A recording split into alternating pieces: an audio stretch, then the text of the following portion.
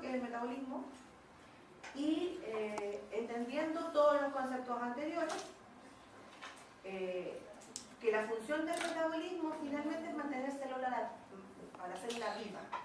¿Sí? O sea, todo lo que nosotros hacemos en nuestra vida es para mantenernos vivos.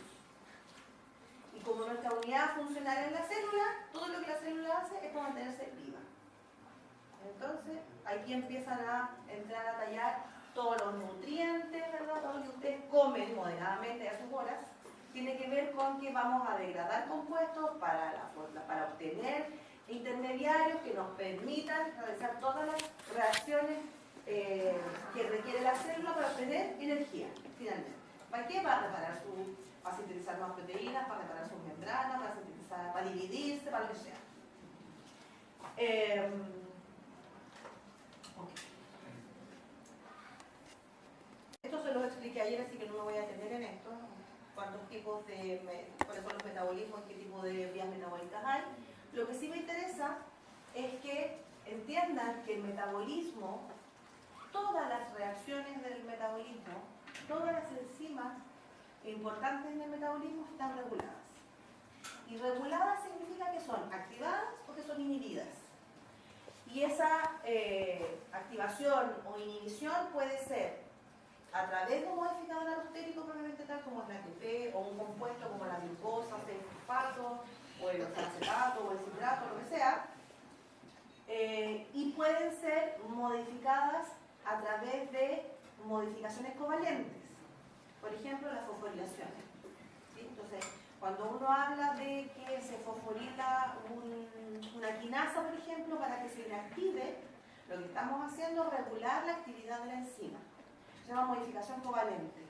Entonces, una quinasa, que normalmente tiene como función fosforilar algo, si yo la fosforilo a ella, podría inactivarse.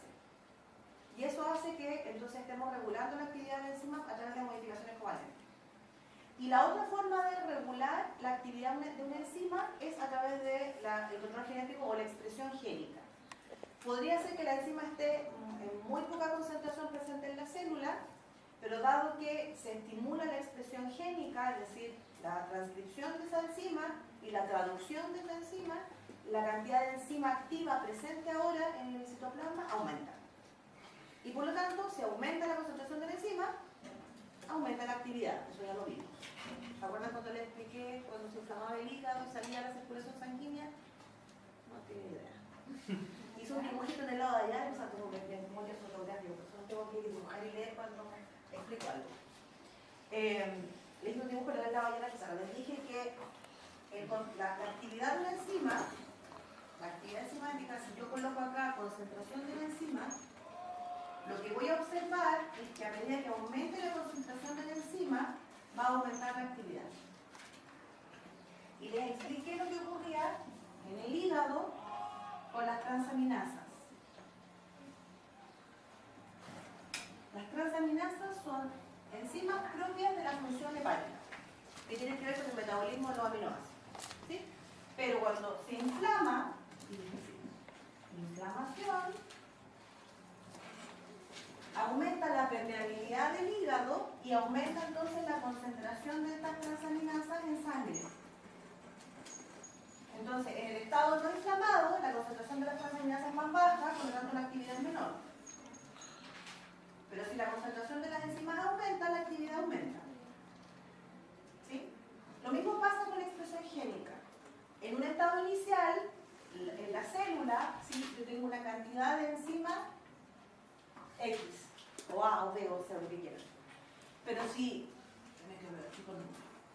este núcleo se produce un RNA mensajero, ¿sí? El RNA mensajero sale, es traducido a una proteína, finalmente la concentración de enzima, siendo esta proteína la enzima, va a aumentar. Y al aumentar la concentración de la enzima, aumenta la actividad.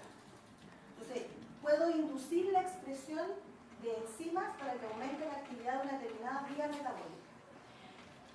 Les cuento, por ejemplo, la metformina. ¿Saben qué es eso? La metformina inhibe la expresión génica de las enzimas de la gluconeogénesis y aumenta la expresión génica de las vías de las enzimas de la vía glicolítica. ¿Para qué sirve la metformina? Todos la toman hoy día, hombres y mujeres, porque todos supuestamente tienen resistencia a la insulina. ¿Sí? La usan para bajar de peso. ¿Sí? Porque supuestamente no tienen resistencia a la insulina, por eso subieron de peso y están tomando como locos y todo eso. Antes se daba más, todo el chaval a la sala con una botella así como de 1 litro con agua. O sea, el tiro que estaba tomando metformina, porque hay que tomar mucha agua con la metformina. El asunto es que la metformina, a nivel del núcleo, cambia la expresión de genes. ¿Qué hace? Aumenta la expresión de la glicolítica, y en el fondo aumenta la degradación de la glucosa, consume más glucosa la célula e inhibe aquellas enzimas que tienen que ver con la síntesis de glucosa. Por lo tanto, está modificando la expresión de genes que son enzimas relacionadas con el metabolismo. Entonces uno puede regular la actividad metabólica a través del control génico.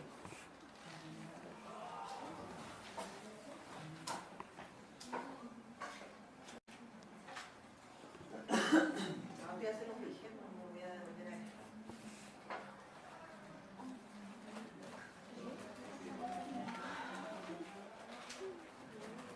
Este es el principal metabolito que vamos a estudiar en el metabolismo de los carbohidratos. ¿Por qué? Porque la glucosa es la que se elimina la encrucijada metabólica. Porque la glucosa tiene muchos destinos, ¿sí? No solamente la vía glicolítica. Hoy día yo les he mencionado solo esta que está pintada de amarillo acá, que es la glicolisis. ¿Sí? De eso les hablé recién y les hablé ayer. Bueno, pero la glucosa puede también transformarse en glicógeno en el hígado o en el músculo y en el almidón en el caso de las semillas, o en el caso de algunas frutas en fructosa o en sacarosa o lo que sea.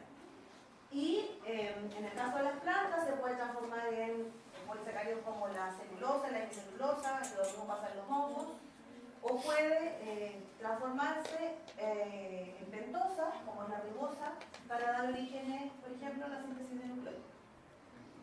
O puede ser utilizada, como es el caso del glóbulo rojo, para obtener energía. El glóbulo rojo no tiene mitocondria. Como no tiene mitocondria, todo lo que voy a explicar anteriormente con la mitocondria no ocurre en el glóbulo rojo. Entonces, como no puede obtener grandes cantidades de energía a partir de la mitocondria, lo hace a través de la vía de la fructosa. ¿Sí? Por eso es que la glucosa pasa a ser una molécula tan importante junto con la acetil-CoA dentro del metabolismo central.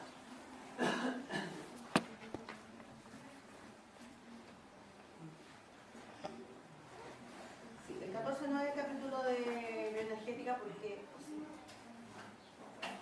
está la saquea del dedo. Bueno, esto es como ustedes consumen azúcares, un dibujo horrible, pero yo siempre lo como por un niño pequeño. Pero en el fondo uno cuando consume alimentos, los puede consumir de varias formas, como polisacárido, como oligosacárido, como disacárido o como monosacárido. Si los consume como polisacárido, los puede consumir como almidón, como glucógeno o como celulosa. Bueno, para esos tres polisacáridos nosotros no tenemos celulasa. No podemos degradar la celulosa. Si ponen un papel, no pasa nada, no lo van a degradar. Si comen una planta, el tallo de una planta tampoco lo van a poder degradar. Entonces pasa a ser fibra no hidrolizable. Entonces cuando vean los alimentos que se fibra no hidrolizable, son todos aquellos polisacáridos que ustedes no pueden degradar.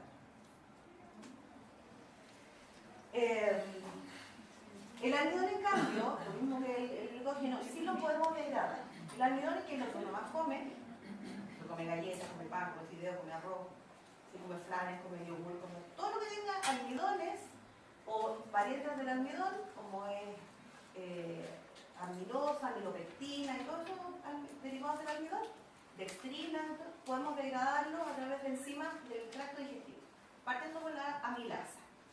El primer contacto del almidón es con la boca, y en la boca está la alfa-amilasa, que además es imposible.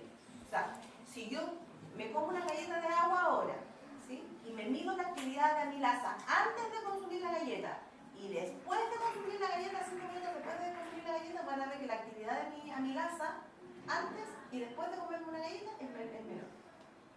O sea, eso quiere decir que se aumenta la expresión, la salida, se estimula la secreción de amilasa salival hacia la boca. Lo cual tiene lógica, no estoy comiendo, necesito degradar lo que estoy comiendo. De hecho, si se dejan una galleta en la boca, se les va a deshacer. una porque se moja y otra porque se empieza a degradar. Lo mismo pasa con la lactosa que viene en la leche, ¿verdad? No tenemos lactasa a nivel de la glándula salival, pero sí en el tracto digestivo tenemos lactasa. La lactasa está asociada a la cara externa de la membrana del borde del cepillo del enterocito, o sea, acá. La membrana vasolateral, este es el borde del cepillo. Acá se encuentra asociada la lactasa.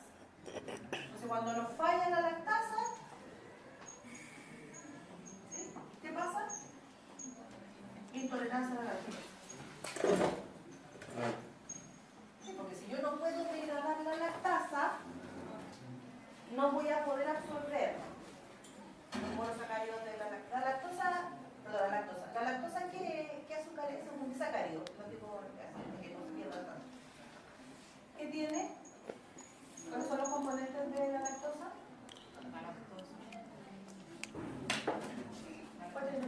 La lactosa y glucosa. Entonces, ¿qué ocurre? Cuando la lactosa pasa al intestino y por acción de la lactasa se degrada, se transforma en la lactosa y en glucosa.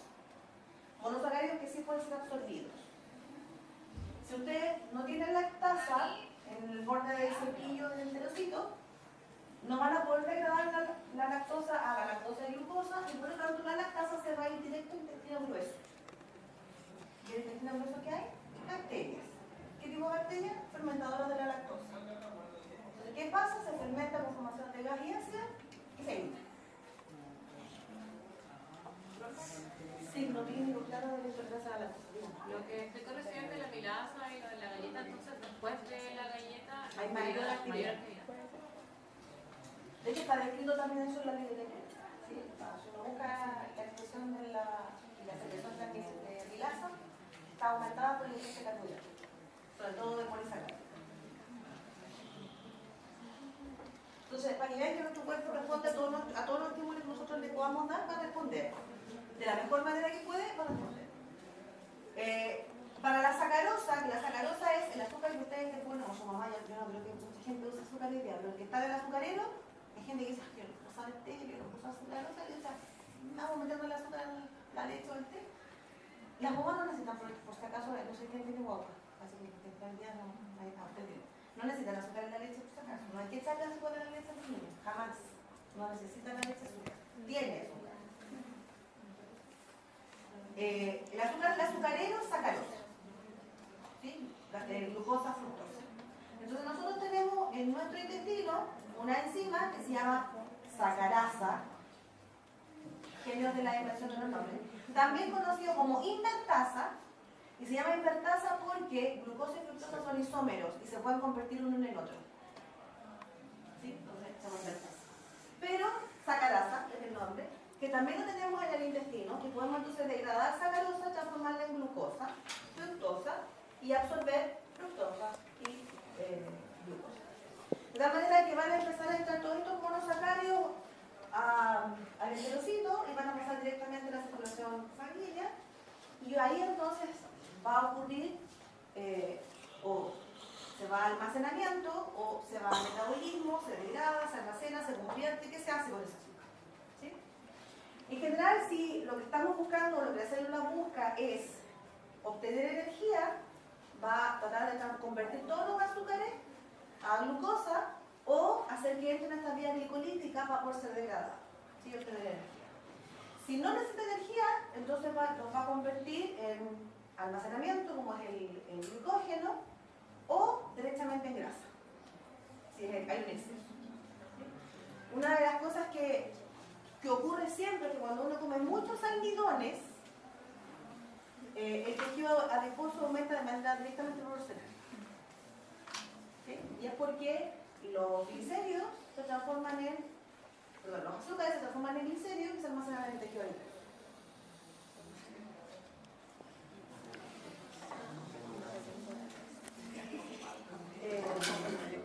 Bueno, en el tracto digestivo también vamos a encontrar que existe dextrinasas, ¿sí? Por ejemplo, las dextrinas son derivados de los cereales, ¿verdad? Cuando hablan, por ejemplo, de comer avena en la mañana, ¿sí? Hay almidones involucrados ahí. pero las dextrinas tienen hasta un cierto tope para poder ser degradadas, no van a ser convertidas todas en azúcar. Entonces hay muchas fibras no hidrolizables en los cereales, siempre y cuando no estén azucarados generalmente. No cereales azucarados, la verdad es que mejor no coma cereales. Por ejemplo, todos los cereales hoy día, la mayoría de ellos son azucarados. Y los que no son azucarados a nadie le gustan, como los flores de maíz.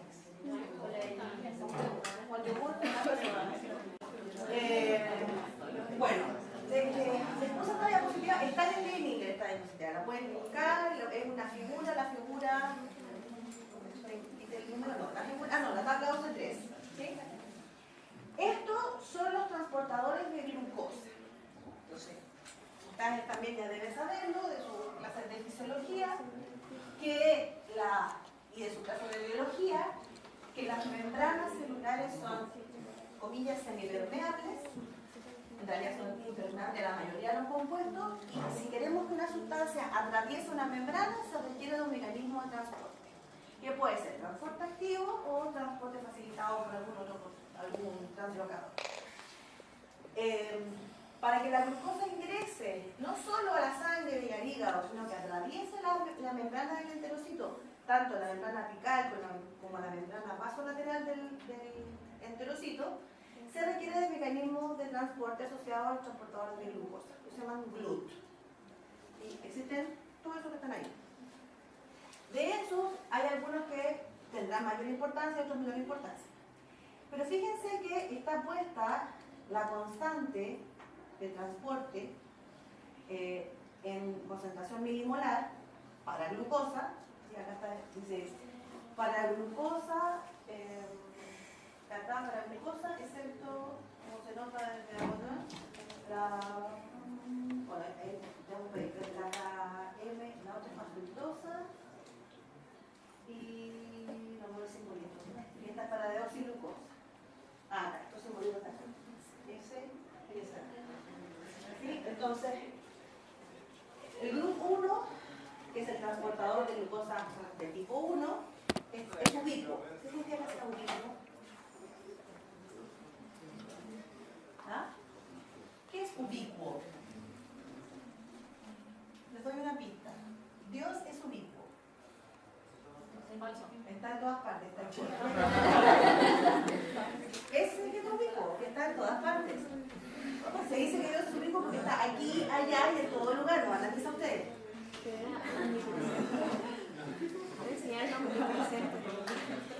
Vamos a ver si lo voy a hacer acá. Ubicuo significa que está en todas partes. O sea, eso quiere decir que está en todos los tejidos. ¿Sí? Porque todos los tejidos finalmente usan azúcar. Todos los tejidos usan glucosa. Entonces, está asociado con la captura basal de glucosa, es decir, todo lo que los tejidos necesitan para metabolizar. Para su funcionamiento basal. Cuando ustedes duermen, claramente el metabolismo desciende, cuando ustedes despiertan, el metabolismo aumenta y las necesidades energéticas van aumentando. ¿Cierto? Pero hay un metabolismo que se denomina metabolismo basal. Y para eso se usa ese transportador de GLUT. El GLUT2 está ubicado en hígado, en los islotes pancreáticos y en el intestino. Entonces, del GLUT1 y el GLUT2, ¿cuál dirían ustedes que ayuda en la absorción de glucosa?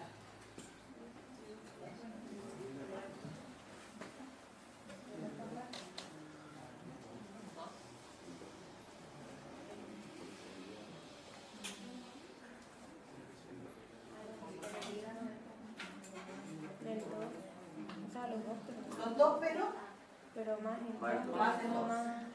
porque el otro es para el basal, o sea, es lo que normalmente está entrando y si no, va a estar ahí siempre presente, ¿sí? Los otros pueden ser incluso inducibles. Lo importante del GLUT2, fíjense que dice al lado, hígado, riñón, remoción del exceso de glucosa desde la sangre, en páncreas y en la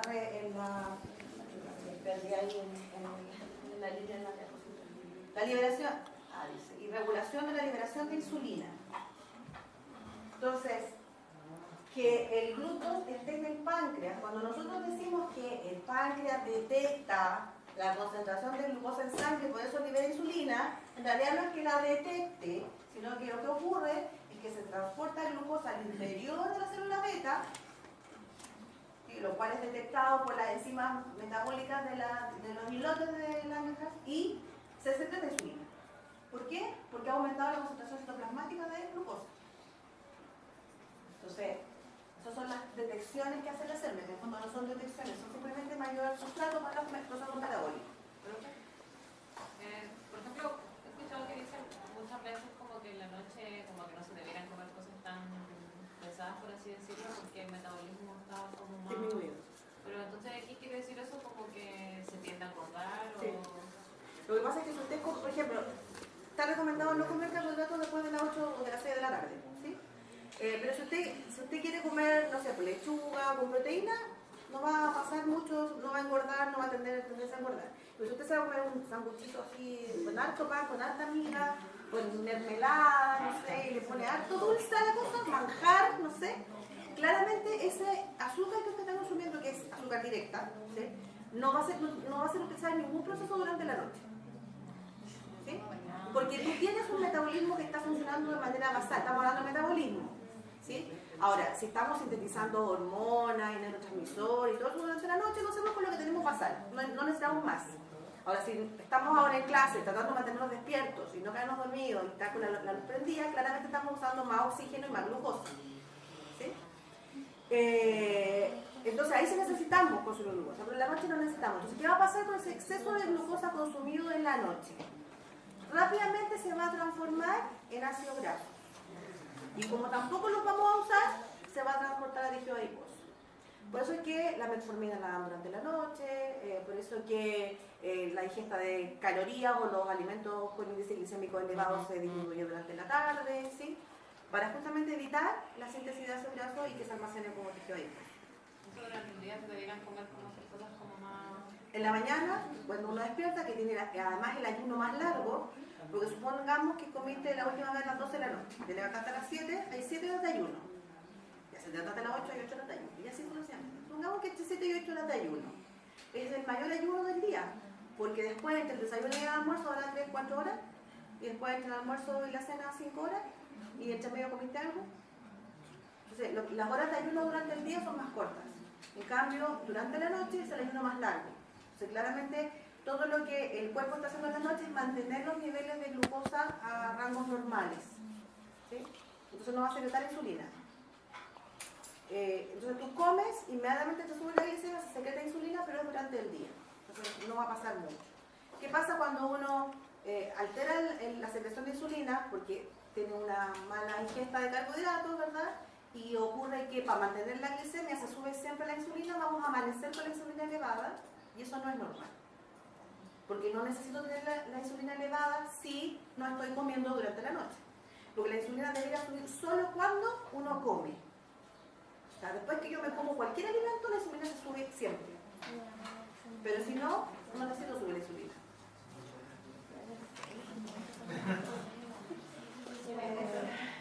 Después está el GLUT3. Fíjense que está principalmente en el cerebro, en neuronas y en el espermatozoide.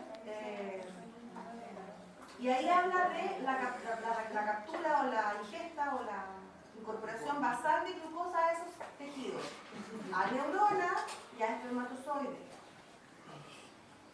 Porque el pobre espermatozoide tiene que moverse así como loco para poder alcanzar la salida. Entonces, se necesita ese tipo de transportador. Y el cerebro siempre necesita glucosa. Ahora, fíjense en los valores de las constantes. ¿Sí? El de arriba tiene una constante 3, el segundo 17 y el tercero 1.4. ¿Cuál de esos tres dirían ustedes que tiene mayor afinidad por glucosa? O sea, facilita o es más fácil que transporte glucosa al interior de la célula. A ver si entendieron el concepto.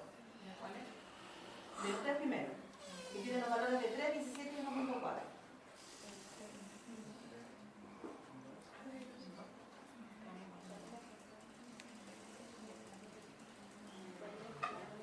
¿Cuál de esos tres tiene mayor afinidad por glucosa?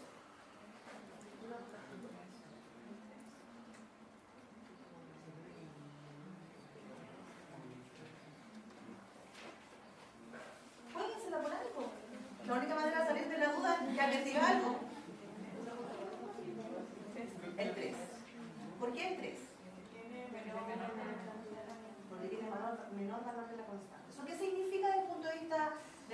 vista experimental en el fondo. Significa que aunque haya bajas concentraciones de la glucosa, esa glucosa va a ser transportada al tejido. ¿Y por qué hay 1.4? ¿Ese es el gluten? Sí, Es que ya está dando el GLUT, no el valor de la constante. El tipo de transportador, el GLUT 3, ¿sí? Que es 9.4, ¿sí? ¿Por qué? Porque el cerebro necesita permanentemente estarse alimentando con glucosa, para estar funcionando con glucosa. Es altamente demandante de oxígeno y de glucosa. Por lo tanto, si las concentraciones de glucosa bajan o llegasen a bajar, por alguna razón, o están en el mínimo rango permitido, el cerebro tiene que igual ingresarla a la neurona. Y no puede darse el lujo de no ingresarla. Por eso tiene una alta afinidad con glucosa. Lo que significa que va pasando glucosa, agarra para adentro. En cambio, el que tiene un valor de 17, que es el hígado, el tejido pancreático, el intestino, tienen menor afinidad con glucosa. ¿Qué significa eso? Significa que para que la glucosa pueda ser transportada por ese transportador GLUT2 hacia el interior de la célula, debe aumentar la concentración de glucosa en las inmediaciones del transportador para que pueda ser transportada. O dicho de otra forma, no tiene preferencia por glucosa y por lo tanto no la va a pescar hasta que la glucosa esté molestando porque está en muy alta concentración. Piensa en un niño chico que está alrededor de unos 5 cabros chicos. Agarra uno de los brazos y lo otro. No sé. Era algo que les haga pensar en eso, pero en el fondo es afinidad por la molécula que se transporta. Entonces, el GLUT es de menor afinidad y el GLUT 3 es de mayor afinidad. Sí, pero tienen funciones diferentes. Vale. Entonces, al hígado no le interesa almacenar glucosa. No es su intención almacenar la glucosa. El hígado es el órgano más altruista de nuestro organismo. Porque siempre está dando, a todo la glucosa, todo el mundo le da líquido, le da aminoácidos, le da a todo el mundo le da cosas. Y él se llama lo que sobra. Entonces el hígado no le interesa. Entonces no le interesa al hígado quedarse con la glucosa. Por lo tanto, no le interesa transportarla para adentro para guardarla. No. Entonces, ¿cuándo la va a guardar? Cuando sobre. ¿Y cuánto va a sobrar? Cuando la concentración esté elevada.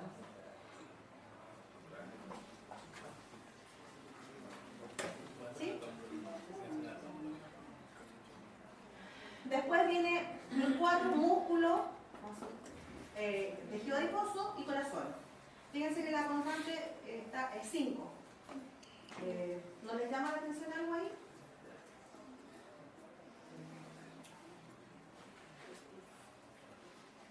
Es mayor que la de GLUT 1, la constante. Cuando el corazón debería estar usando glucosa según nosotros. El corazón tiene alternativas, puede usar lípidos, puede usar aminoácidos, puede usar cuerpos cetónicos, puede hacer otras cosas. No necesariamente glucosa. Entonces la contracción muscular del corazón no depende de la concentración de glucosa. Menos mal. Dígame. No, pero existe el caso de que haya más de un transportador. Sí. Puede haber, de hecho puede tener GLUT 1 y GLUT 4. Sí. De hecho el que es ubicuo es ubicuo.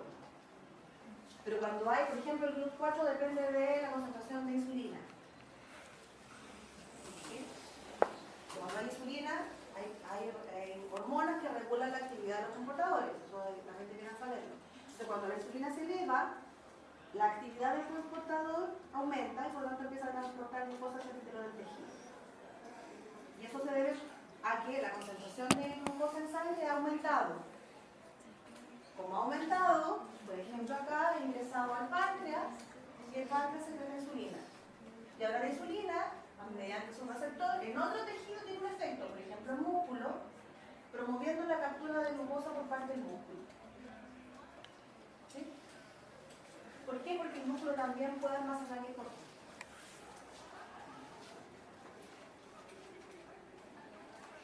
¿Ustedes comenzamos con esta tabla? Léanse lo que corresponde a la tabla 11.3 del índice. ¿Sí?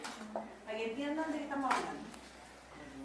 A 3 enzimas que se denominan quinasas, porque utilizan ATP como sustrato para fosforilar al otro sustrato, en este caso es un azúcar, que son la exoquinasa o meioquinasa, la fosfofructoquinasa 1 y la última es la piruvatoquinasa, que ya la vamos a ver un poco más adelante, pero dentro de esas tres enzimas que están altamente reguladas, la más regulada de todas y la que tiene características muy importantes, lo que es el flujo de la vía glicolítica, es la fosfofructoquinasa 1, que les dije que se denomina PFK1. Ese nombrecito así en sigla no se lo tienen que olvidar porque así es como normalmente se encuentra descrita en los textos. ¿Sí? La PFK1 entonces, la fosfofructoquinasa 1, es la que cataliza la reacción de fosforilación de fructosa 6-fosfato a fructosa 1,6-fosfato. Y también les dije que en este paso de transformación de la fructosa 6-fosfato a fructosa 1,6-fosfato, esta enzima podía ser inhibida por ATP y que AMP, en el fondo, la presencia de AMP en el medio, en la célula o en el medio del ensayo, evita la inhibición por ATP y la enzima tiene, además del sitio de unión a sustrato, es decir, además del sitio de unión a ATP como sustrato, tiene un sitio de unión ATP que es un sustrato alostérico, donde el ATP regula la actividad de la enzima. También les mencioné que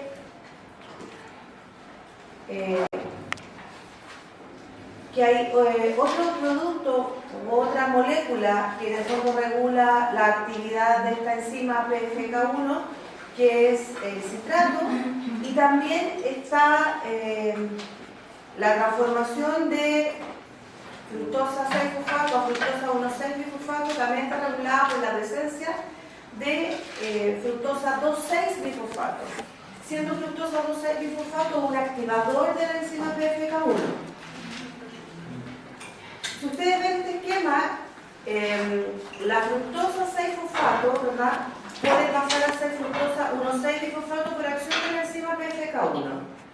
Pero la fructosa fosfatasa o 6-fosfatasa, en este caso lo que hace es fosforilar a la fructosa 1,6, convirtiéndola nuevamente en fructosa 6-fosfato. ¿Por qué es importante esta enzima? Porque la actividad de esta enzima, es decir, que esta enzima esté activa, va a permitir que fructosa 1,6-bifosfato se convierta en fructosa 6. Y eso va a permitir que permanentemente haya sustrato para la vía glicolítica y por lo tanto haya sustrato para convertir fructosa 6 en fructosa 1,6. A esto se le denomina ciclosustrato.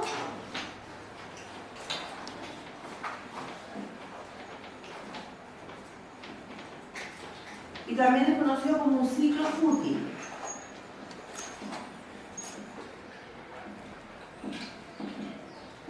¿Por qué? Porque en el fondo es como casi un ciclo que no tiene mucho sentido en la vía glicolítica, porque no avanza hacia adelante, sino que pareciera ser que se mantuviera la fructosa 6-fosfato aquí permanentemente a una misma concentración. Y esa es la idea. La idea es que si no hay sustrato suficiente para fosforilar la fructosa 6-fosfato a fructosa 1,6, bueno, entonces la fructosa 1,6 se vuelve a convertir en fructosa 6. Eso lo único que logra, o lo único que tiene como objetivo, es mantener la concentración de fructosa 6-fosfato y hacer que esto fluya hacia la vía glicolítica. Ahora, no es solamente eso, sino que la presencia de AMP, en el caso de que haya altas concentraciones de ATP, eso fue lo que les mostré la semana pasada acá, ¿verdad?, en donde si la concentración de ATP se elevaba, la actividad de la enzima disminuye. En cambio, si la actividad de ATP baja, la enzima es más activa, pero si la concentración de ATP es más alta y hay en el medio ensayo AMP, entonces esta inhibición que se ve en roja se revierte por acción del AMP o del ADP, de cualquiera de los dos ATP. Entonces, de esa forma, la AMP actúa como evitando la inhibición o inhibiendo la inhibición por ATP cuando las concentraciones de ATP están elevadas y por lo tanto permitiendo que la PFK1 se mantenga activa. Ahora, la enzima fosfatasa lo que hace, acá está.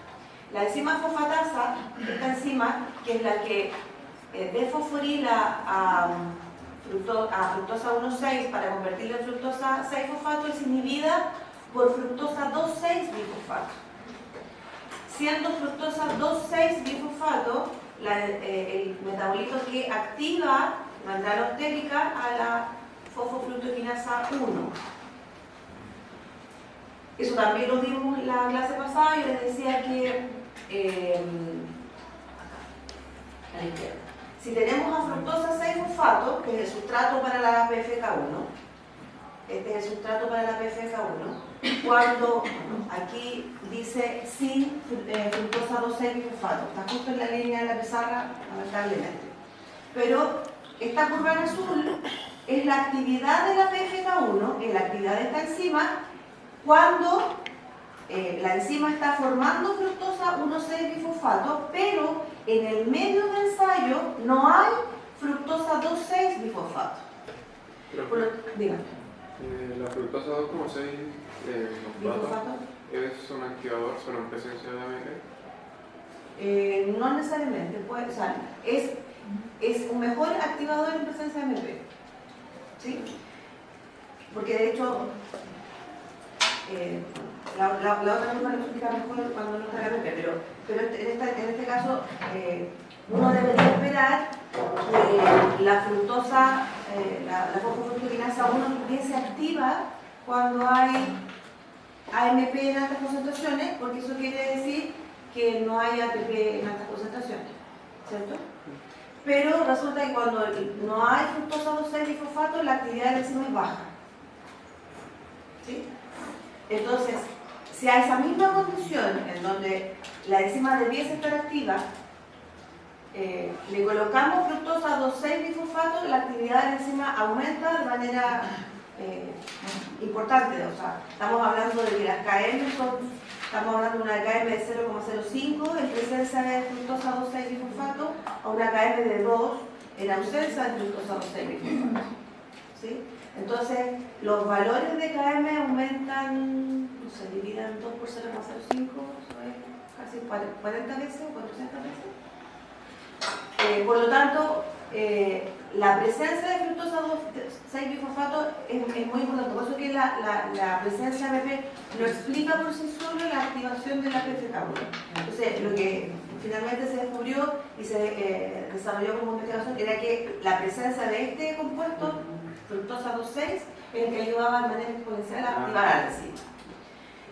Ahora, uno debería esperar también entonces que si la concentración de fructosa 1,6-bifosfato aumenta, ¿verdad? La actividad de la enzima PFK1 disminuyese. Entonces, ¿qué es lo que se hizo también? Se puso, se graficó, digamos, porque el ensayo se hace con fructosa 6-fosfato y se mide la concentración de fructosa 1,6-bifosfato.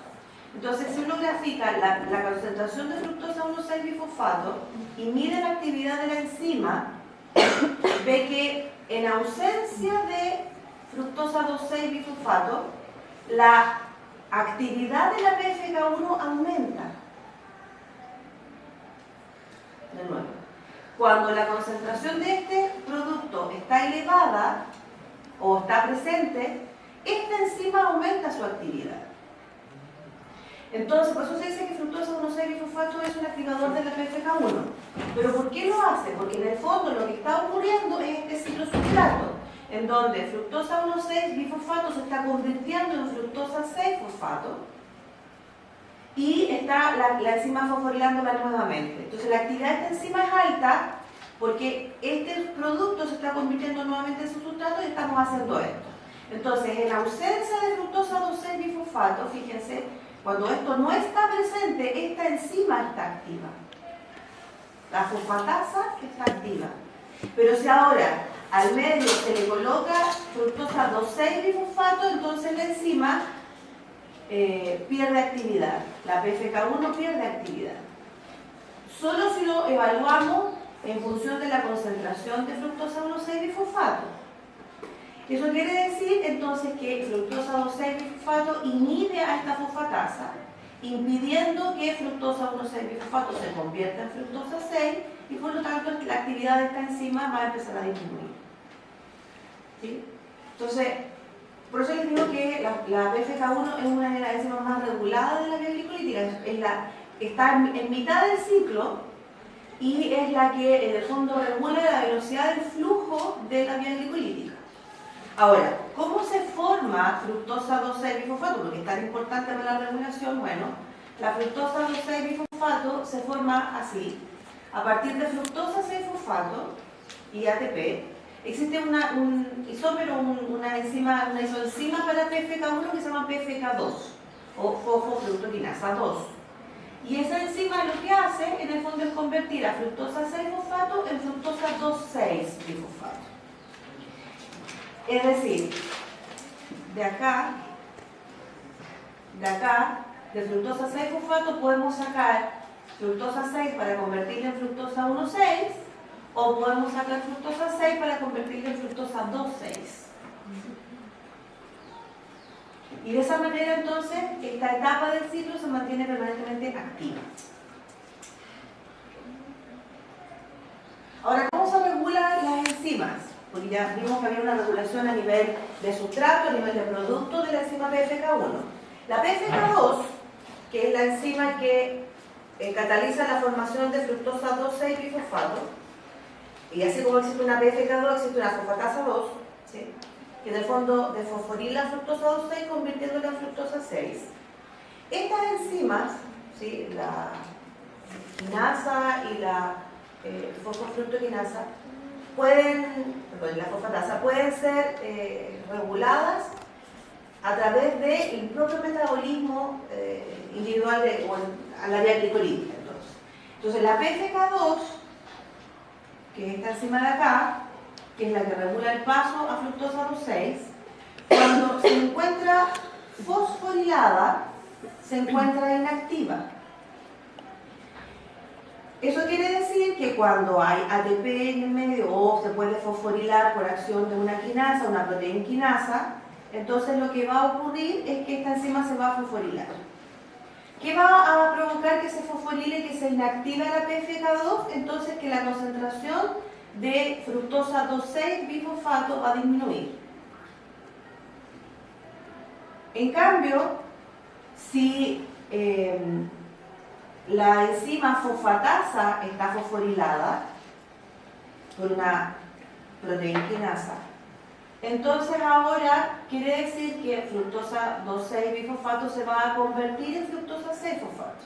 ¿Por qué? Porque la enzima fosfatasa, cuando se encuentra fosforilada, está activa. Esta fosforilación se llama modificación covalente. Acuérdense que les dije que había varias formas.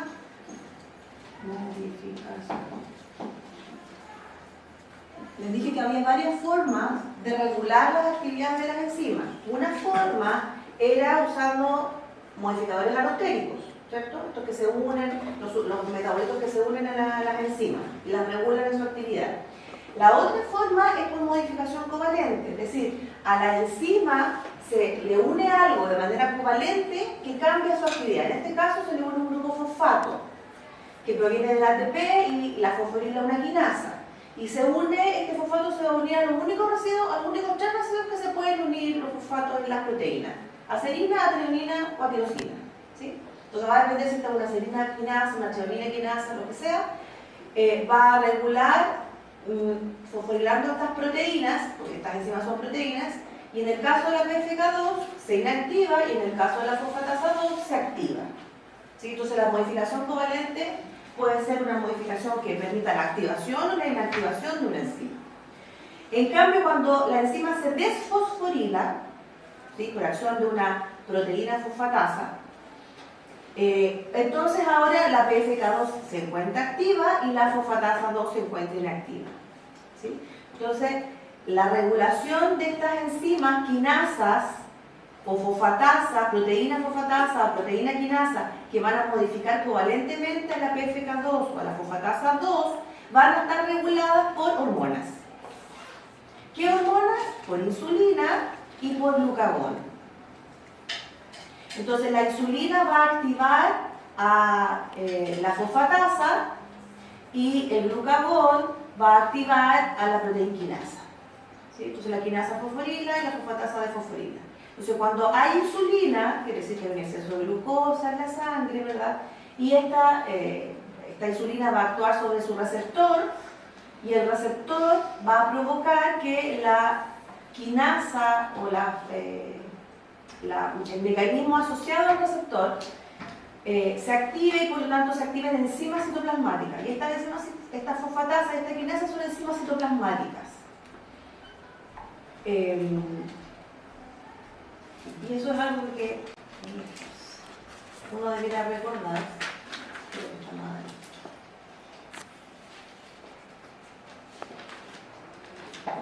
Esto es lo que ustedes ya debieron recordar de biología, ¿sí?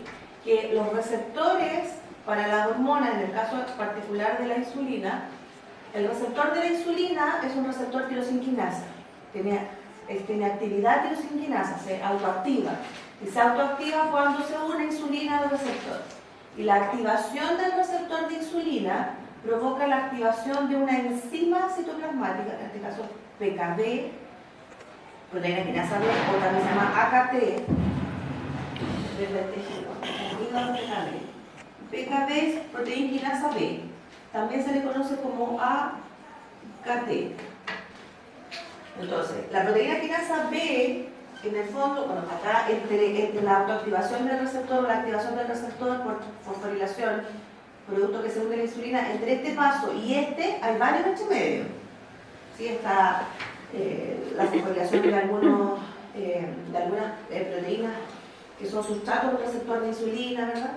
Pero lo importante es que se active PKD y la activación de PKD va a llevar a la fosforilación de un factor transcripcional en el núcleo. Entonces, PKB va a fosforilar a FOXO, que es el factor transcripcional que regula la expresión de genes por glucosa. Y al fosforilar a FOXO, ¿verdad? FOXO se va a degradar porque si no está fosforilado, entonces puede entrar al núcleo y inducir la transcripción de genes que están relacionados con la glicolisis, glucosa 6-fosfatasa o fosfonolpiruvato-carboxylinasa, con la glucolisis no, con la gluconeogénesis, que en el fondo van a favorecer la salida de glucosa desde la célula. Entonces cuando PKB está inactiva, permanentemente estos genes se están transcribiendo y se está induciendo la síntesis de glucosa. Pero si FOXO se fosforila, entonces ya no entra al núcleo y no transcribe genes. Por eso es que cuando hay un aumento de la concentración de glucosa y se degrada FOXO, entonces se activan otras enzimas como la enzima fosfatasa o la enzima quinasa, dependiendo si vamos a aumentar o disminuir la vía glicolítica, y de esa manera entonces también se puede regular el metabolismo de la síntesis de glucosa, en el fondo inhibiendo los genes o impidiendo la expresión de genes gluconeogénicos. Y por lo tanto vamos a tener no solo modificación covalente, sino que vamos a tener inhibición, en este caso, de la expresión génica, que es otra forma de regular a las enzimas de la vía glicolítica. Porque finalmente la expresión génica, la transcripción de RNA va a llevar a la síntesis de proteína. Entonces cuando se activa cuando la insulina activa su receptor, se inhibe la gluconeogénesis y se activa por otro lado, como les decía recién, la fosfatasa y la quinasa, se activan los mecanismos que van a aumentar el flujo de la vía glicolítica a través de la formación de fructosa y fosfato. ¿Alguna consulta?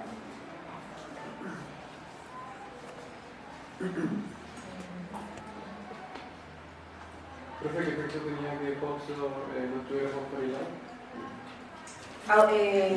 Estimula la expresión de enzimas gluconeogénicas. Porque en el fondo las células ustedes tienen que entender que permanentemente, o sea, siempre pueden estar ocurriendo dos fenómenos. Uno es la síntesis de glucosa a partir de metabolitos, ¿sí? Que es lo que ocurre cuando ustedes están en ayuno. Y la degradación de glucosa para llevarlo a metabolitos secundarios cuando ustedes han comido. Entonces, va a depender de los niveles de ATP, de los niveles de fructosa 2,6 bifosfato, qué metabolito o qué metabolismo está activo, si el de síntesis de azúcares o el de degradación de azúcares. Entonces, por eso es que es tan importante que las hormonas que participan de la regulación de la glicemia y de la vía glicolítica estimulen entonces receptores que lleven a la activación o inhibición de esas enzimas. Profe, ¿puede repetir lo de eso, por ejemplo, que como estaba la insulina se activaba tal enzima? Ya, primero tenemos que entender que cuando PFK2, que es la que lleva fructosa 2,6, está fosforilada, está inactiva, ¿cierto? Por lo tanto, no se está formando fructosa 2,6. En cambio, cuando fosfatasa está fosforilada, está activa. Y al revés, cuando ambas están desfosforiladas, eso significa que está activa PFK2, se forma fructosa 2,6 y se inactiva fosfatasa. ¿Sí? Entonces, en presencia de glucosa sanguínea se produce secreción de insulina. La insulina tiene receptores que van a ir a actuar a ciertas células, por ejemplo, tejido adiposo, el hígado, ¿verdad? Músculos en algunos casos. Y eso va a provocar que se active esta enzima que es una fosfatasa. ¿Qué hace la fosfatasa? La fosfatasa va a desfosforilar a la PFK2, activándola. Entonces, si la insulina activa a la PFK2 mediante la desfosforilación, entonces se va a sintetizar fructosa 2,6 bifosfato. Y al sintetizarse fructosa 2,6 bifosfato, ¿qué va a hacer? Se va a activar la PFK1. ¿Sí? Porque eso vimos recién. O se va a inhibir la fosfatasa 1. En cambio, cuando glucagón está en el medio, ahora, estos dos receptores tienen dos mecanismos distintos. Este es un receptor que usa receptores de tirosinquinasa y este usa receptores acoplados a proteína G. Entonces, pero cuando glucagón se secreta, en caso de baja de glicemia, ¿verdad? Se secreta el glucagón va a actuar sobre su receptor, acoplado a proteína G, por eso se dice que aumentan los niveles de AMP cíclico, y entonces se va a activar la quinasa. ¿Y qué va a provocar la quinasa? Va a provocar que se inactive PFK2 y que se active fosfatasa 2. ¿Sí? Pero además, eso va a producir que se pierda la inhibición sobre FOXO, estimulando la expresión de genes gluconeogénicos. Entonces, ¿qué es lo que hace el glucagón? ¿Cuál es su función? Aumentar la glicemia. ¿Sí? Entonces lo hace deteniendo la glicolisis y aumentando la gluconeogénesis. Y la insulina hace todo lo contrario. Estimula la glicolisis y detiene la gluconeogénesis. ¿Sí?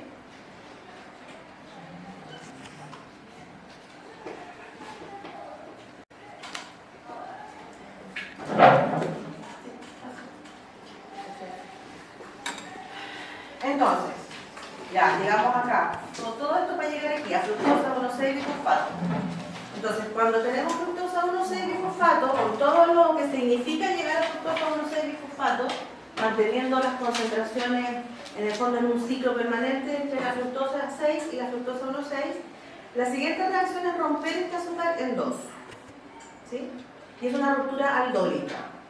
Y de esa manera se forma gliceraldehído 3-fosfato, este es el aldehído 3-fosfato, y este es dihidroxicetona, fosfato. Y esta molécula se llama dihidroxi porque en esta posición había un alcohol, ¿sí?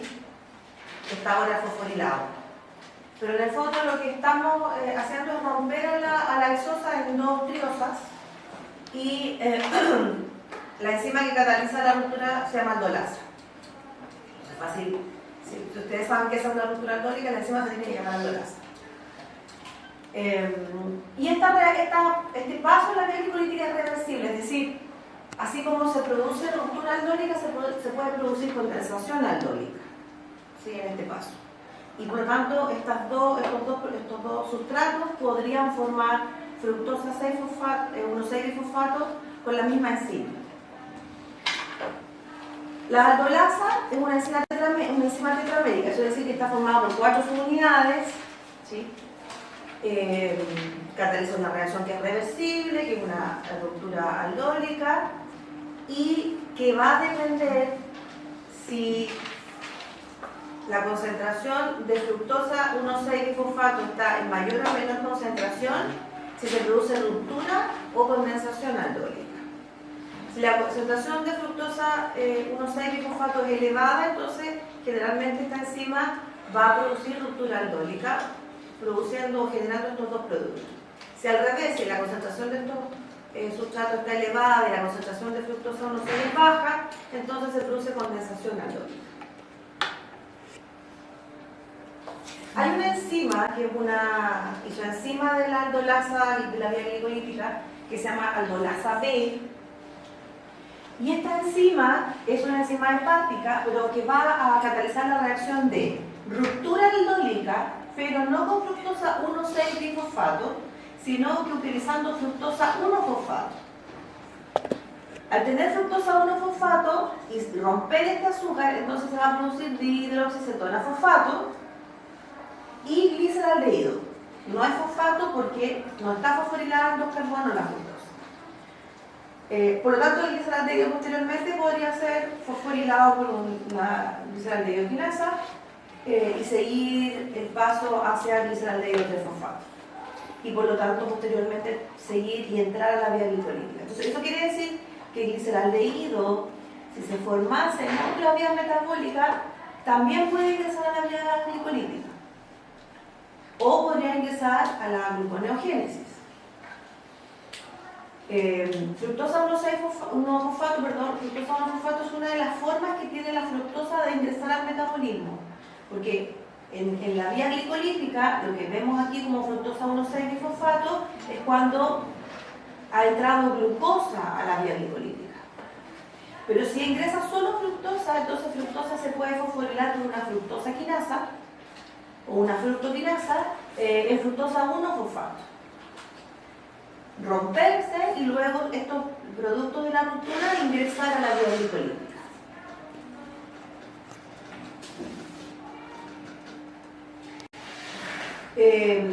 Ahora, el siguiente paso de la vía glicolítica simple es una isomerización. Las dos triosas, ¿verdad?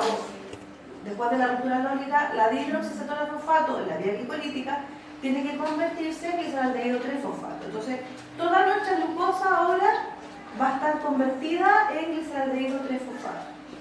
Como son triosas, como esto es una triosa, quiere decir que nuestra glucosa, que era una hexosa, que teníamos 1 mol de glucosa inicialmente, se ha convertido en este paso ya a 2 moles de gliceraldehído 3-fosfato. Y esta simplemente es una reacción de isomerización por una triosa fosfato isomerasa, que es bastante inespecífica porque toma cualquier triosa fosfato y la convierte en otra triosa, pero en este caso particular la dihidroxicetona la convierte en aldehído, ¿sí? Que es su isómero.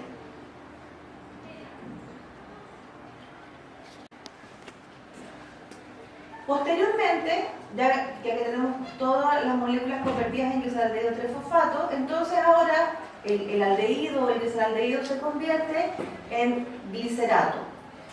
Entonces oxida el aldehído a ácido, pero la enzima se llama gliceraldehído 3-fosfato deshidrogenasa. O sea, gliceraldehído 3-fosfato del sustrato, deshidrogenasa porque cataliza una reacción redox, porque va a oxidar el aldehído a ácido. ¿Sí? Este es el ácido en el que se convierte la molécula. Entonces el agente oxidante o el cofactor que le va a servir para la oxidación a esta enzima es NAD.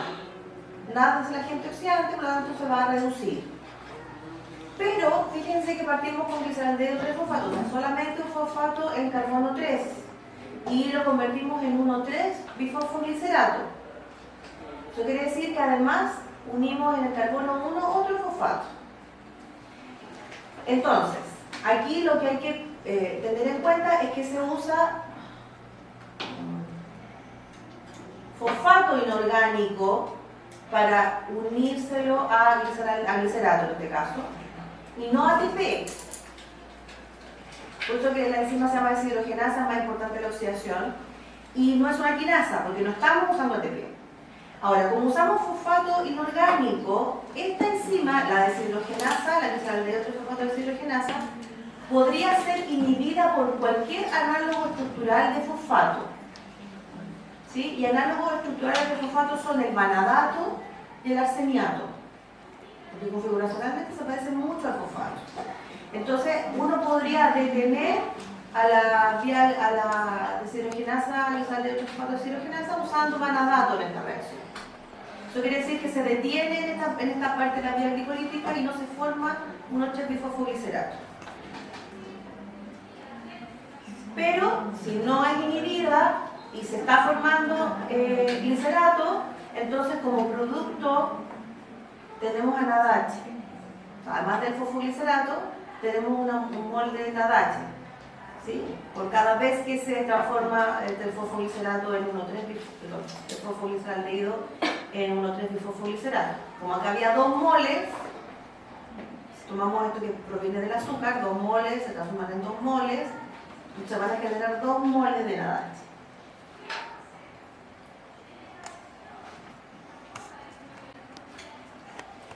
Esta enzima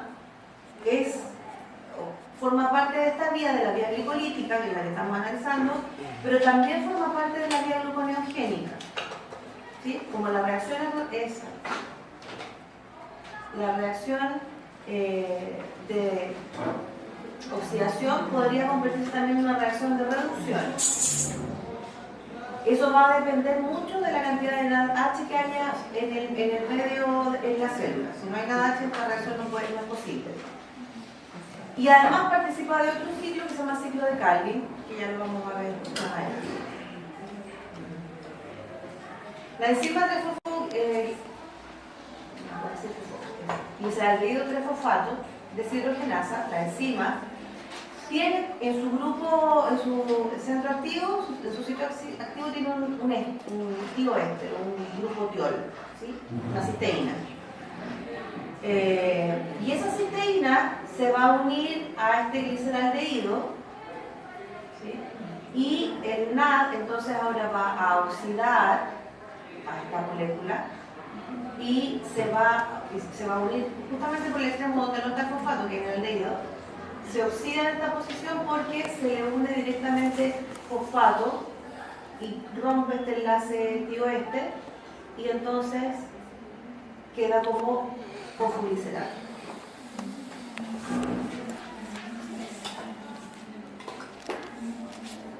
Ahora que tenemos a esta molécula nuevamente doblemente fosforilada, fíjense que en esta etapa, acuérdense, no ocupamos ATP, no hay gasto de ATP, solamente fosforilo orgánico.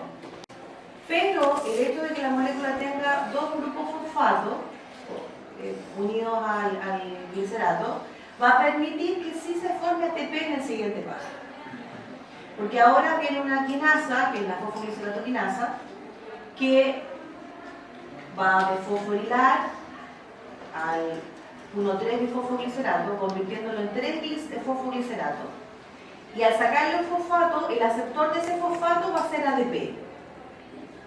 Entonces ahora ADP se va a convertir en ATP y vamos a recuperar parte del ATP que gastamos en la primera etapa, las primeras 2 reacciones de la vía glicolítica. Solo que acá, si estamos considerando toda la glucosa, en vez de tener como producto 1 mol de ATP, vamos a tener 2 moles de ATP, porque acá tenemos 2 moles de 1,3-bifosfoglicerato. Entonces ya estamos recuperando los 2 que ocupamos en la vía glicolítica al inicio. Entonces ahora nos queda como producto 3-fosfoglicerato y el siguiente paso es 2-fosfoglicerato, que es simplemente una reacción de isomerización en donde el fosfato es movido desde el carbono 3 al carbono 2. Nada más. Entonces, como es un reordenamiento intramolecular, la enzima se llama mutasa.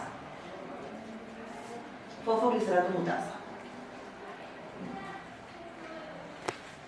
Los reordenamientos intramoleculares son muy difíciles de realizar, son siempre desfavorables desde el punto de vista energético. Y este 2-fosfoglicerato se debiera convertir ahora en el fosfonilpiruvato. El 2-fosfogliceratato, ¿sí?, se va a convertir en fosfoenolpiruvato. El fosfoenolpiruvato, el alcohol, un doble enlace, el grupo ácido y el grupo fosfato, ¿sí? También lo cataliza una enzima fácil de memorizar, que es la enolasa, ¿sí?, como un enol, fosfoenolpiruvato. Y esta molécula, el contenido energético de esta molécula, es decir, la hidrólisis de este fosfato desde el fosfoenolpiruvato aporta mucha energía al sistema. Por eso que se dice que el fosfoenolpiruvato es una molécula, cuando veíamos las moléculas energéticas, veíamos fosfocreatina, los nucleótidos trifosfato y el fosfoenolpiruvato. Entonces, en el fondo, la vía glicolítica en estos últimos 3 pasos nos ha llevado a la formación del fosfoenolpiruvato, que es una molécula altamente energética, y que después se va a desfosforilar, formando nuevamente ATP y generando la molécula que andábamos buscando, que es el piruvato, un cetoácido. Un cetoácido, ¿sí? Y la enzima que cataliza esta reacción es una piruvatoquinasa, que es la última enzima de característica o que cataliza reacciones irreversibles en esta vía metabólica.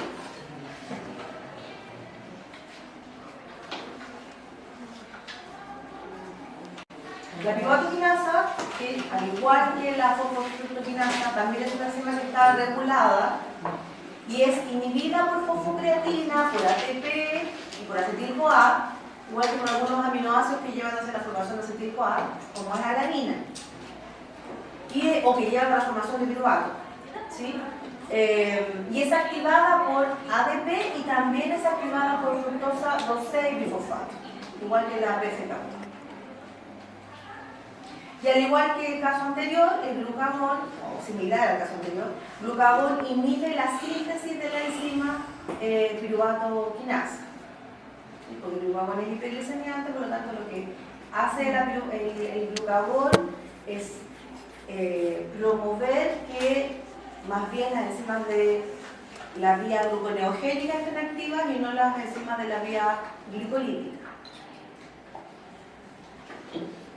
Por lo tanto, impide que se exprese la piruvatoquinasa, al contrario de lo que sabes, muy similar a lo que veíamos con la PFK.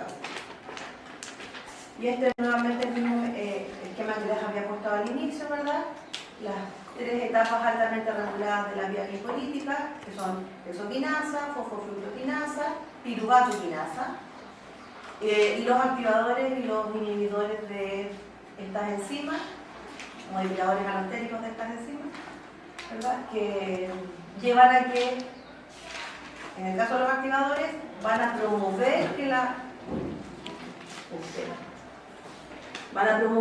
glucosa se transforme en piruvato y los inhibidores van a impedir que la glucosa se transforme en piruvato, ¿sí? En el fondo, los inhibidores evitan la degradación de la glucosa.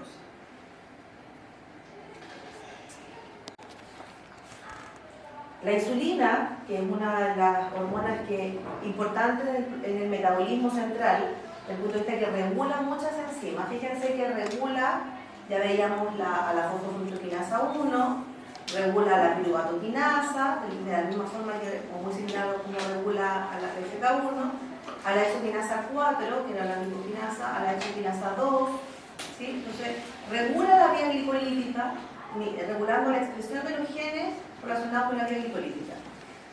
Y también regula otros genes que están relacionados con el metabolismo de otros azúcares, como por ejemplo la vía de las pentosas, y regula incluso el metabolismo de los lípidos a través de la regulación de la síntesis de ácido graso.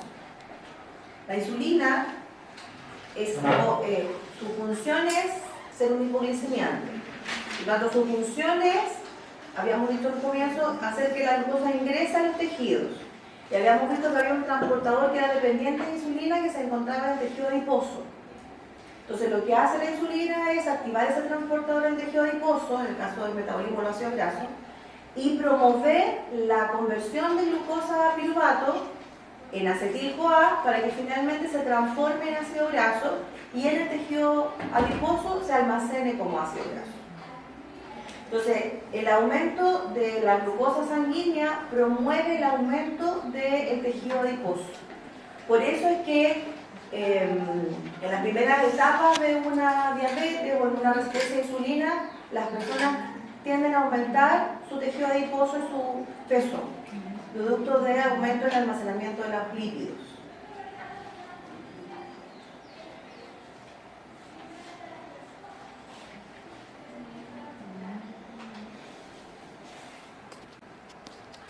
Entonces, estamos acá, con la formación de piruvato. Entonces, ¿cuáles son las alternativas metabólicas que tiene el piruvato? Si el piruvato proviene de la vía glicolítica, ¿sí?, de la degradación de la glucosa, entonces el piruvato puede convertirse en acetil-CoA. Si seguimos en esta vía de degradación, esta vía oxidativa, entonces el piruvato se convierte en acetil-CoA. La diferencia entre el piruvato y el acetil-CoA es un carbono. O sea, el piruvato tiene 3 carbonos y el acetil-CoA tiene 2 carbonos. Por lo tanto, la primera reacción para que pueda convertirse el piruvato en acetil-CoA es la descarboxilación. Y aquí entonces participa una enzima que se llama piruvato descarboxilasa, que ya cuando veamos el metabolismo del ciclo de Krebs, les voy a mostrar cómo se regula esa enzima, porque esa enzima es un complejo multienzimático, está formado por 3 enzimas. Entonces la transformación de piruvato usando este complejo enzimático es directa para la conversión de acetil-CoA a través de la descarboxilación, y vamos a ver que también se produce NADH en esa etapa. Y luego el acetil-CoA puede ingresar como sustrato al ciclo de Krebs, ¿sí? Y en el ciclo de Krebs convertirse en energía. Entonces, el objetivo de haber degradado la glucosa, haberla convertido en piruvato, era esto, formar moléculas energéticas, que en este caso es ATP. Esa es una alternativa metabólica. Si el acetil-CoA proviene de otra vía, por ejemplo, proviniese de la degradación de los ácidos grasos, entonces el acetil-CoA puede convertirse o en energía, igual que acá, o debiera convertirse en piruvato para posteriormente entrar a la vía gluconeogénica. ¿Sí? Y eso quiere decir entonces que podríamos obtener glucosa a partir de ácidos grasos. ¿Sí?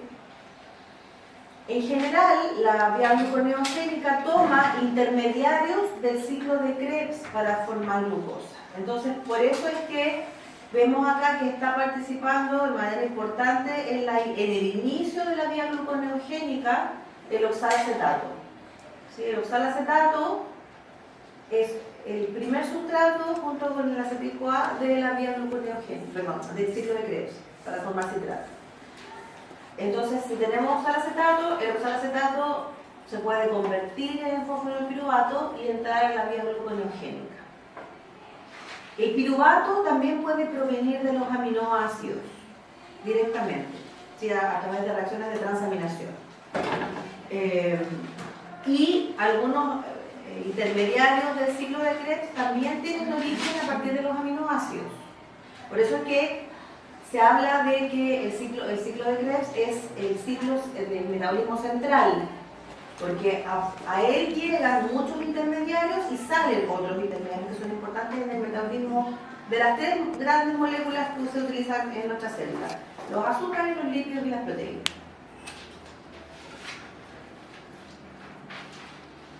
Ahora, habíamos visto que la piruvato, que la fosfofructokinasa también era regulada por el acetil-CoA. Bueno, el acetil-CoA regula también a la piruvato carboxilasa, que es la enzima que va a permitir que se convierta el piruvato en oxalacetato y este oxalacetato entre la vía gluconeogénica. Por lo tanto, el exceso, el aumento en la concentración de acetil-CoA, generalmente proveniente de la grasa, podría promover la formación de fosfenolpiruvato, ¿sí?, e inhibir la conversión de piruvato en acetil-CoA, porque no queremos que eso ocurra, sino que nos queremos ir para el otro lado.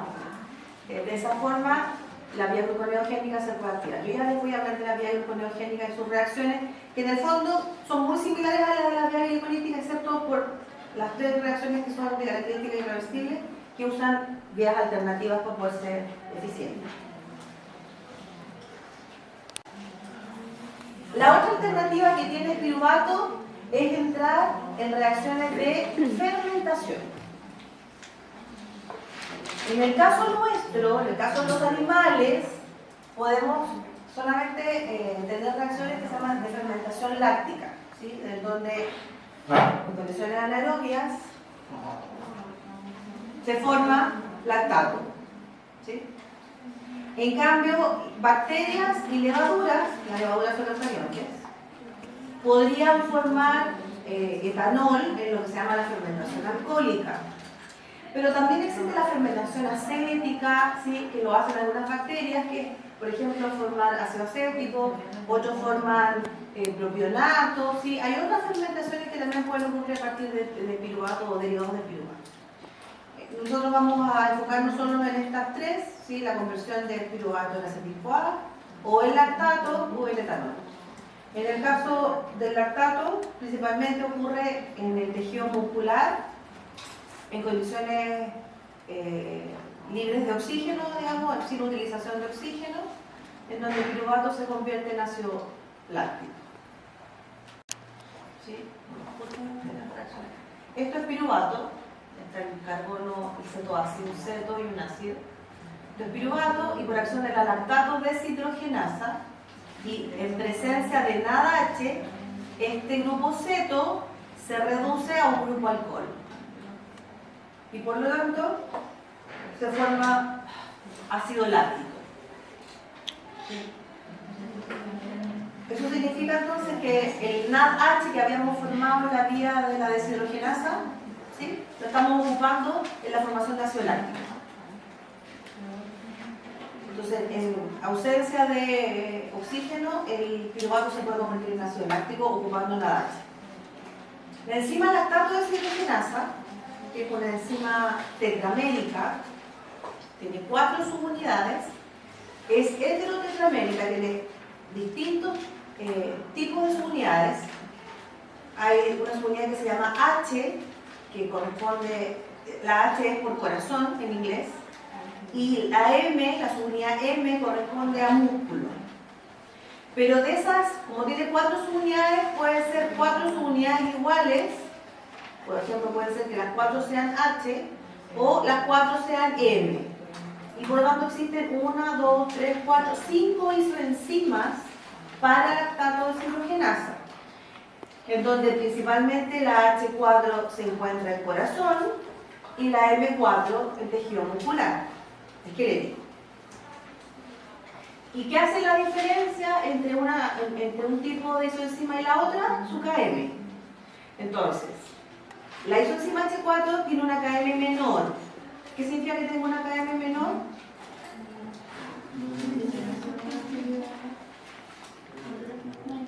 Tiene mayor afinidad por piruvato, de sustrato piruvato. Entonces eso quiere decir que la H4 va a tender a formar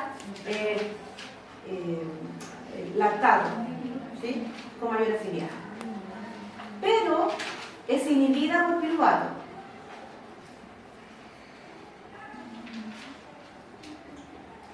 Siendo piruvato sustrato. Entonces, cuando la concentración de sustrato aumenta, es decir, cuando la concentración de piruvato aumenta, uno esperaría, y ya que es más afín por piruvato, convirtiera ese piruvato en lactato, ¿verdad?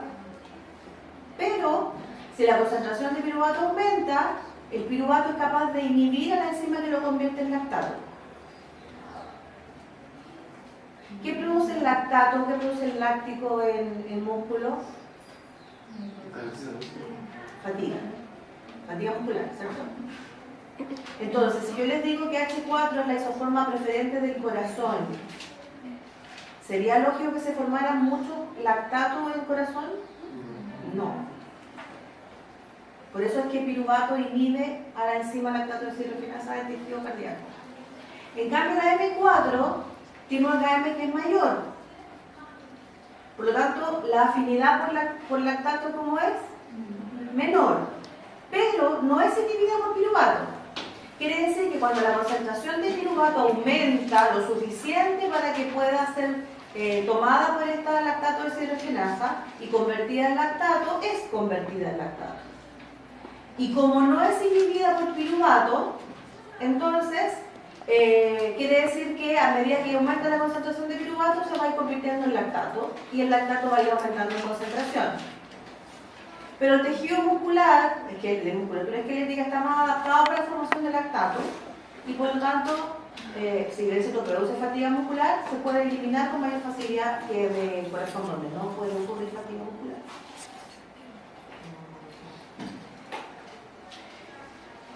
Ahora, como son isoenzimas distintas, quiere decir que la subunidad H y la subunidad M tienen distintos pesos moleculares. Están codificadas en genes distintos y tienen distintos pesos moleculares, tienen distintas secuencias primarias. Por lo tanto, cuando uno corre una electroforesis de las isoenzimas, debiera encontrar distintos patrones de bandeo para las distintas isoenzimas. Y así es como se diagnostica. Por ejemplo, la lactato deshidrogenasa es muy útil en la batería de enzimas que se hace, es muy útil para determinar si la isoforma que está presente proviene del corazón o del músculo y asociarlo a la presencia, por ejemplo, de un infarto. ¿Sí? Pero también la lactato deshidrogenasa se encuentra en hígado. Por lo tanto, también sirve para evaluar función hepática.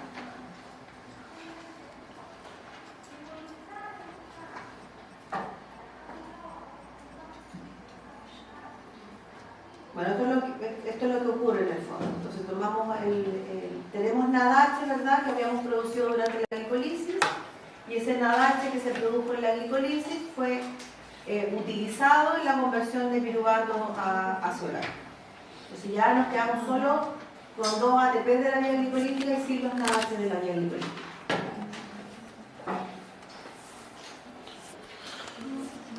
La fermentación alcohólica, que ocurre en bacterias y en levaduras, tiene una reacción que es muy similar, ¿verdad? El piruvato es convertido en acetaldehído y el acetaldehído es convertido en etanol. El piruvato tiene 1, 2, 3 carbonos y el etanol tiene 1, 2 carbonos. Por lo tanto, entre medio tiene una reacción de descarboxilación que es esta, que es la piruvato descarboxilasa, que hace que se convierta piruvato en acetaldehído y posteriormente ese acetaldehído por acción del alcohol deshidrogenasa, ahora sí, el alcohol deshidrogenasa y la presencia de NADH, se convierte este aldehído en alcohol y tenemos entonces como producto etanol. Por lo tanto, al igual que en la reacción anterior, como esta reacción es citosólica, el NADH que se había producido en la vía glicolítica hasta la formación de piruvato es utilizado para la reducción de este aldehído en alcohol y por lo tanto esta reacción hasta la fermentación alcohólica solo genera 2 moles de ATP.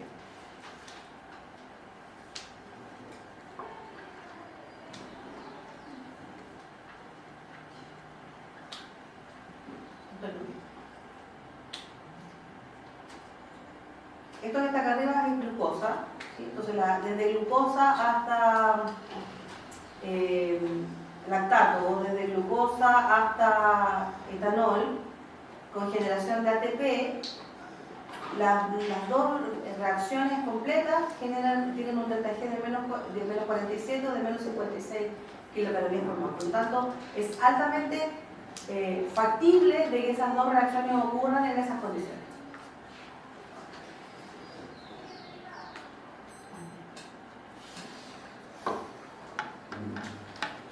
Hay algo que no sé si ustedes ya revisaron el Leninger en metabolismo, todavía te necesito tomar el martes. A ver, te tomar el martes. ¿Vamos a eso? Lo que pasa es que hay una cosa que ustedes tienen que saber. Cuando uno conecta en una célula que tienen mitocondrias, en el caso de un eucariota, o en una célula que no tiene, que no tiene núcleo, pero en donde la cadena respiratoria está asociada a la membrana, ¿sí? La síntesis de ATP.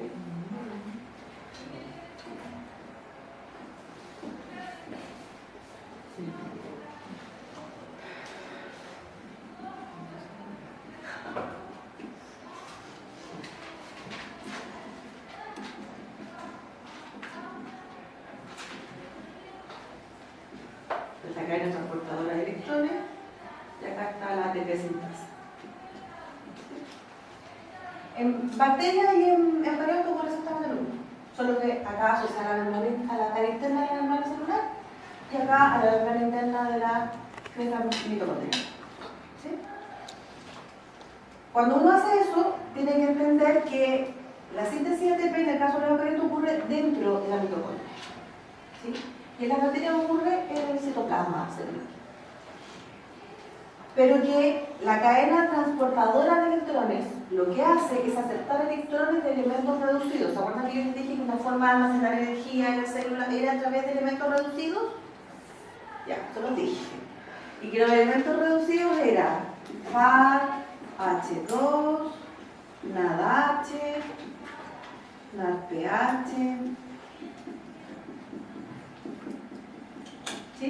Esos son los elementos reducidos, el flavismo mononucleótido. Estos son elementos reducidos que produce la célula durante el metabolismo. Entonces, la vía glicolítica, que es citoplasmática, que nos lleva hasta piruvato, partiendo con glucosa, ¿sí? Se genera NADH. Se genera piruvato, el cual ingresa a la mitocondria y en el ciclo de Krebs va a generar elementos reducidos, NADH y FADH2. Y estos elementos reducidos van a donar sus electrones a la cadena transportadora de electrones y van a generar finalmente ATP.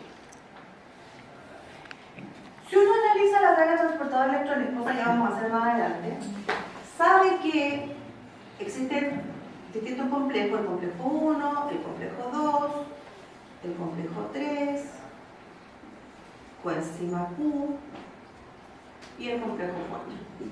¿Sí? Y que este está asociado,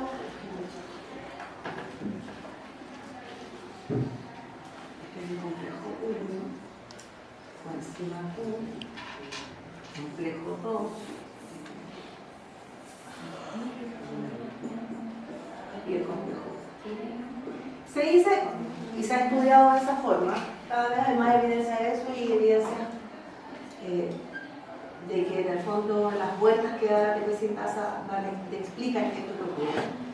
Se sabe que la ATP sintasa, que es la enzima oligomérica, ¿verdad?, que es la encargada de la síntesis del ATP, está acoplada al complejo 1, al complejo 3 y al complejo 4.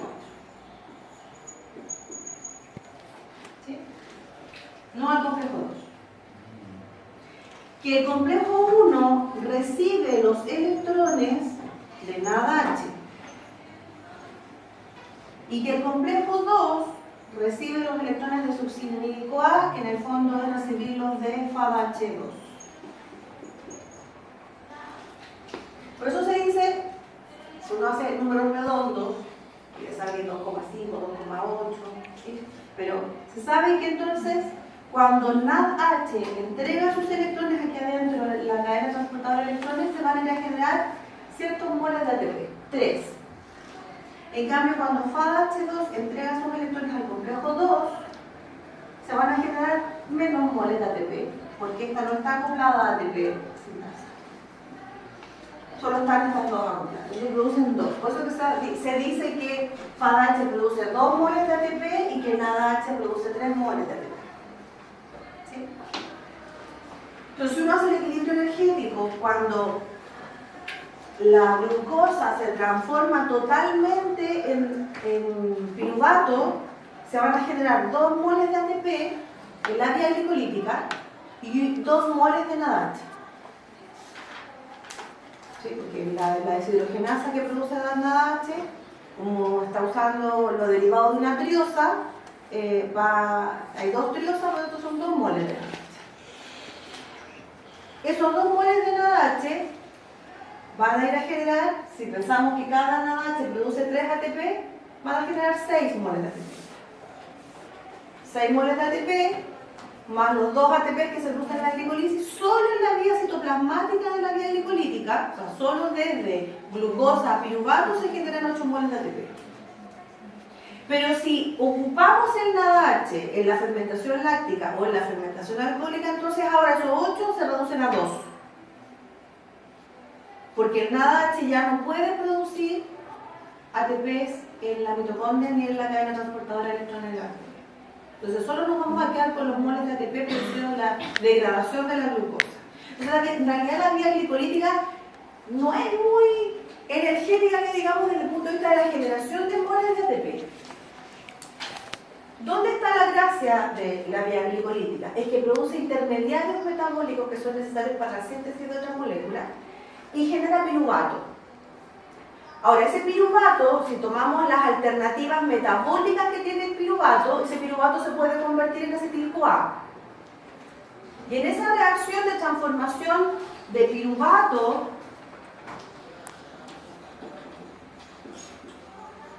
hasta acetil-CoA, yo les decía recién que existe la piruvato descarboxilasa, que en el fondo lo que hace es sacarle un carbono al piruvato, pero además va a producir en esa primera reacción NADH. Y esto ocurre en el caso de los eucariotes justo en la membrana de la mitocondria, justo cuando el piruvato va entrando y se convierte en acetil-CoA, ¿sí? en la membrana interna.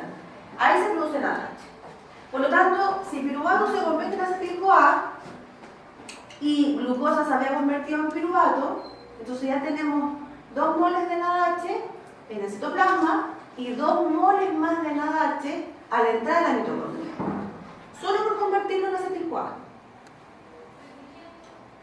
Entonces teníamos 6, más 6 son 12. ¿Sí? Entonces, ahora tenemos 12 moles de ATP solo porque se convirtió en acetil-CoA, más los 2 que teníamos de la glicolisis. Pero si ahora este acetil-CoA junto con el ácido oxalacético o el oxalacetato, que es parte del ciclo de Krebs, se convierte en citrato, esto es Krebs, entonces ahora sí se van a producir 3 moles más de NADH, 1 mol de FAH2 y 1 mol de GTP. Entonces ahora nos cambia el recuento y ya no van a ser 8 ATP, sino que van a ser 38.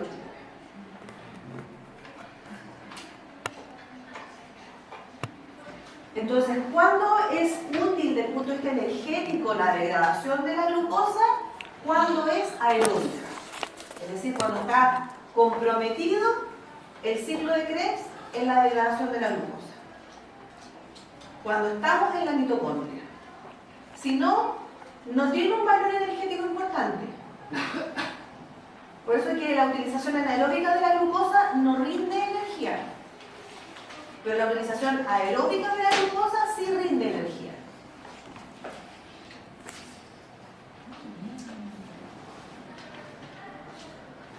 Sí, porque si convertimos a piruvato en lactato en el músculo, o lo convertimos en lactato en el hígado, la cantidad de ATP que se genera es mínima. Pero si ahora eso, el piruvato en vez de convertirse en lactato ingresa, se convierte en acetil-CoA y finalmente ingresa a Krebs, entonces ahí sí vale la pena degradar glucosa. Solo mirándolo desde el punto de vista energético.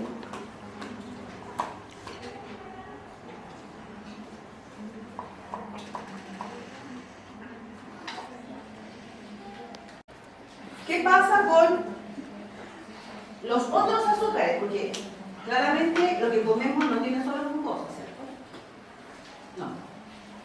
tiene otros azúcares.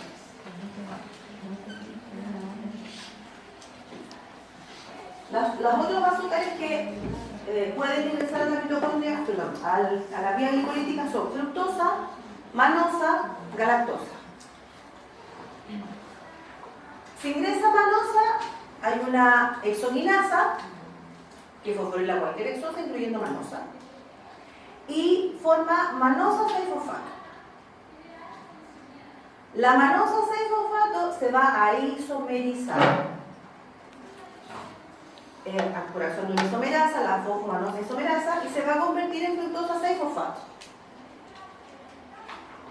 Y ahora sí ya estamos adentro de la vía glicolítica. Esto porque era glucosa 6, fructosa 6, y ahora lo que viene es fructosa 1,6. Entonces, manosa se puede isomerizar a fructosa y entrar a la vía glicolítica.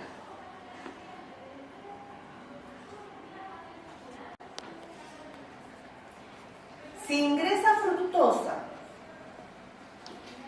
si ingresa al hígado, acuérdense que fructosa puede usar algunos transportadores de glucosa para ingresar a los tejidos.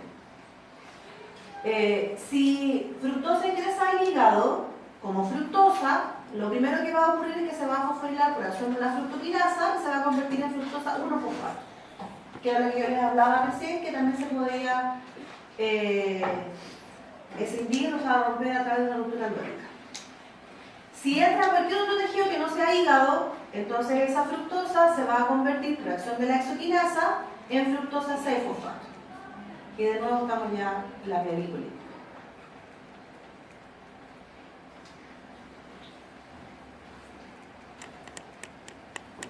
Como entendemos que si estamos ya con fructosa 6-fosfato en la vía glicolítica, no les voy a explicar qué sigue con la fructosa 6-fosfato, ¿cierto? Pero sí tengo que explicar qué pasa con la fructosa 1-fosfato. Entonces, la fructosa 1-fosfato habíamos dicho recién que por acción de la aldolasa B, ¿sí? O fructosa 1-fosfato aldolasa, conocida también como aldolasa B, ¿sí?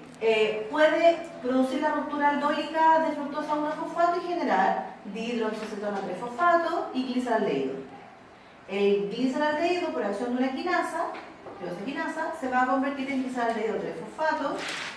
Y la dihidroxicetona, por acción de la isomerasa, la trioxisomerasa, se va a convertir también en gliceraldehído 3-fosfato. Entonces ahora sí ya estamos dentro de la vía glicolítica. Porque venía fructosa 6, fructosa 1,6 y ruptura, que formaba gliceraldehído 3-fosfato y dihidroxicetona 3-fosfato. Dihidroxicetona 3-fosfato se isomeriza a gliceraldehído 3-fosfato y luego el gliceraldehído se oxida el glicerato. Después se reordena el fosfato al carbono 2, ¿sí? Todo lo que ocurre.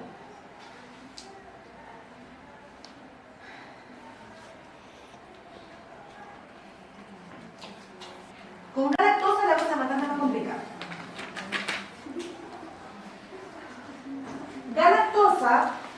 Galactosa es un azúcar que es muy importante en la formación de cerebrocitos, ¿cierto? Y es muy importante en el desarrollo del sistema nervioso central. Por lo tanto, la galactosa es un azúcar, no existe los azúcares esenciales, ¿sí? Pero es un azúcar esencial desde el punto de vista de la formación de tejidos. Algunos alimentos tienen galactosa, ¿sí? La leche, por ejemplo. Entonces, la galactosa puede ingresar como galactosa a nuestro organismo y a través de una galactoquinasa convertirse en galactosa 1-fosfato. Hasta ahí es simple. El problema está que para poder entrar a la vía glicolítica, la galactosa debe convertirse en glucosa. Si bien es cierto, galactosa puede ser un isómero de glucosa, no es fácil convertir una en otra y en realidad lo que se hace es utilizar un intermediario que es uniéndola a UDP. UDP es unidil difosfato, un nucleótido. Muchas veces los nucleótidos, yo les había dicho que no solamente se pueden romper y generar, dar deltaje al sistema, sino que al unirse a otras moléculas las activan. Entonces, lo que ocurre es que entre la enzima fosfogalactosa uridiltransferasa. ¿Qué es lo que hace esta enzima? En el fondo, transfiere la fosfogalactosa al UDP. ¿Quién da el UDP? Bueno, el UDP viene unido a glucosa. Entonces, la uridiltransferasa lo que hace es transferirle a UDP, transferirle galactosa y quitarle la glucosa. Eso va a favorecer entonces que se forme esta uridilgalactosa, que posteriormente va a mutar, es decir, se va a transferir el grupo fosfato desde el carbono 1 al carbono 6 y entonces vamos a tener glucosa 6-fosfato en vez de galactosa 1-fosfato. O sea, acá lo único que ha ocurrido en el fondo es que se ha convertido, se ha transferido la lactosa al UDP y la galactosa posteriormente va a ir a los tejidos, va a ir a otras partes de nuestro organismo y la glucosa va a tomar el lugar de la galactosa y va a entrar al metabolismo de los azúcares.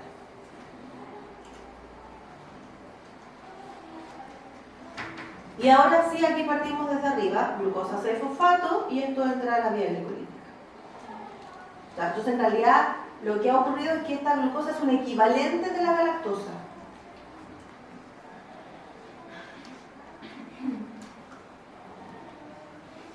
Esa parte del texto en el libro se tiene que ver con carga. Pero en el fondo no estamos degradando la galactosa propiamente tal, sino más bien la glucosa que se ha intercambiado con galactosa. Y esa transferencia la hizo esta enzima que se llama uridiltransferasa, que es muy importante en el metabolismo, porque si esta enzima falla, entonces se empieza a acumular galactosa en el tejido. Y si se acumula galactosa, la galactosa es un azúcar que provoca que se acumule mucho líquido dentro de la célula. ¿Sí? Y por lo tanto debiera tomar una vía alternativa y se podría convertir en galactitol. Y el galactitol puede viajar a distintos tejidos, incluyendo el ojo, y acumularse en el cristalino. Entonces, y además produce daño en el desarrollo del sistema nervioso porque al acumularse en el tejido cordoniano, que generalmente es el hígado, no se utiliza en el desarrollo del sistema nervioso. Por ejemplo, semanas de fructosa se convierte en fructosa 6-fosfato y así entran a la vida. Sí. Y galactosa en glucosa. En glucosa.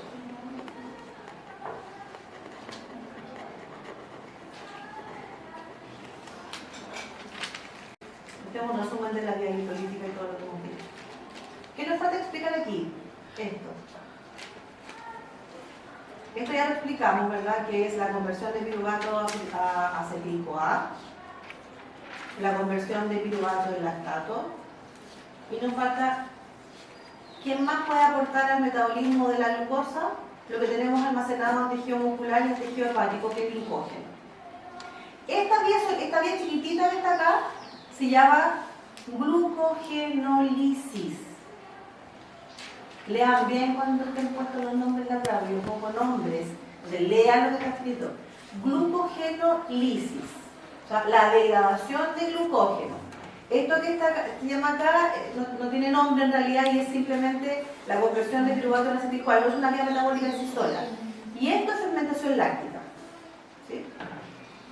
Entonces, para que el glucógeno, que es la forma que tienen los tejidos de almacenar glucosa, pueda ser utilizado en el metabolismo de la glucosa, es decir, cuando nosotros estamos en periodos de ayuno corto, nosotros utilizamos el glucógeno almacenado, sobre todo el tejido muscular. Necesitamos degradar el glucógeno y transformarlo en glucosa 6-fosfato. Entonces, ¿qué es lo que hacemos? Este glucógeno que está almacenado, que es un polímero de glucosa, es un homopolímero, que es ramificado, ¿verdad? Ustedes ya vieron la estructura de los azúcares. Es un oligómero que en el fondo lo que hay que hacer es irle cortando unidades de glucosa para obtener glucosa. Entonces estamos hablando del glucógeno que está dentro de la célula, no el que viene de la dieta, no, el que está dentro de la célula, almacenado dentro de la célula. Entonces lo que hay que hacer es romper los enlaces 1,4 del glucógeno y los enlaces 1,6 del glucógeno para obtener glucosa. El glucógeno no tiene un peso molecular determinado. Entonces siempre se habla de que son polímeros de glucosa, sí, glucosa, N unidades. ¿Sí? Tiene un tamaño finito, pero no es posible calcular exactamente cuál es el peso molecular del glucógeno. Por lo tanto, lo que nosotros queremos hacer es transformar esto en la misma molécula, un oligómero de glucosa, pero con N-1. Le vamos a sacar una unidad de glucosa. En realidad no le vamos a sacar una, le vamos a sacar varias, pero en cada una de estas reacciones logramos sacar una. Entonces, ¿qué es lo que debiéramos qué se necesita para poder degradar al glucógeno? Se necesita una enzima que se llama fosforilasa, glucógeno fosforilasa, que es la enzima más importante en el proceso de degradación del glucógeno. Está la enzima desramificante del glucógeno, es decir, la enzima que rompe los enlaces 1,6, la glucógeno fosforilasa rompe los enlaces 1,4, y la fosfoglucomutasa lo que hace es transformar glucosa 1-fosfato, que es el producto de la degradación del glucógeno, a glucosa 6-fosfato.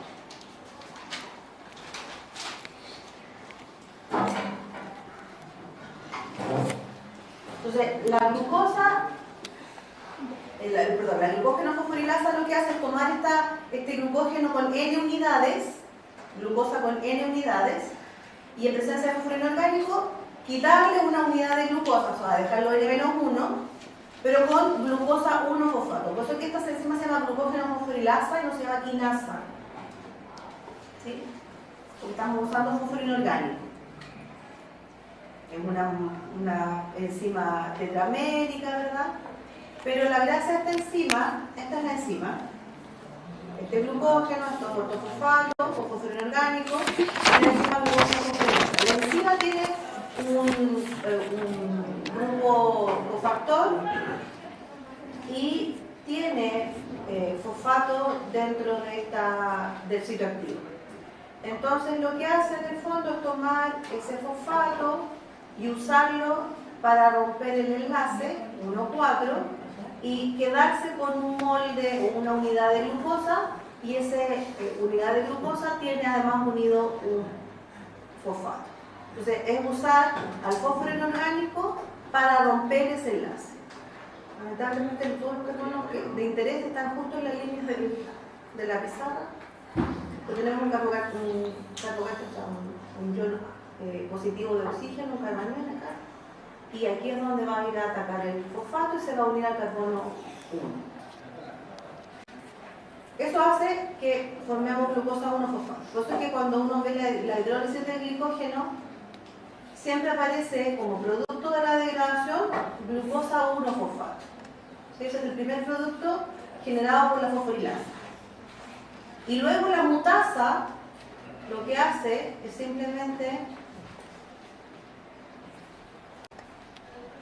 transferir a través de una serina que tiene un grupo OH, en el fondo unir un fósforo y unirlo al carbono 6 y quitarle el que tiene el carbono 1. Entonces el producto aparece como glucosa 6-fosfato. Este es un intermediario y luego nos quedamos con glucosa 6. Este es el producto de la reacción. Entonces la enzima recupera el fósforo que tiene serina, pero el producto finalmente pareciera ser que se hubiese movido el fósforo desde el carbono 1 al carbono 6. Y en realidad todo ocurre porque serina estaba unida a un grupo fosfato. ¿Sí? Entonces por eso se habla de una mutasa. Esto es un reordenamiento molecular, nada más. Pasamos del fósforo carbono 1 al fósforo al carbono 6. Entonces ahora sí, a romper los enlaces 1,6 del glucógeno. Rompe enlaces 1,6 preferentemente. Y en el fondo lo único que hace es romper las ramas, ¿sí? Y dejar estos esqueletos lineales de 1,4 Entonces rompe una rama, se degrada, se empieza a degradar desde afuera hacia adentro el glucógeno. Y nos queda esta unidad de glucosa unida a través de un enlace 1,6 y aquí actúa entonces la enzima de ramificante y libera esa unidad de glucosa. Y nos deja el esqueleto principal. Porque todos los polímeros de glucosa siempre tienen un esqueleto principal que es 1,4. Entonces la fosforilasa va rompiendo acá los enlaces 1,4 y la ramificante rompe acá los enlaces 1,6. Bueno, ya ahí vimos la mutasa, que es lo que hacía.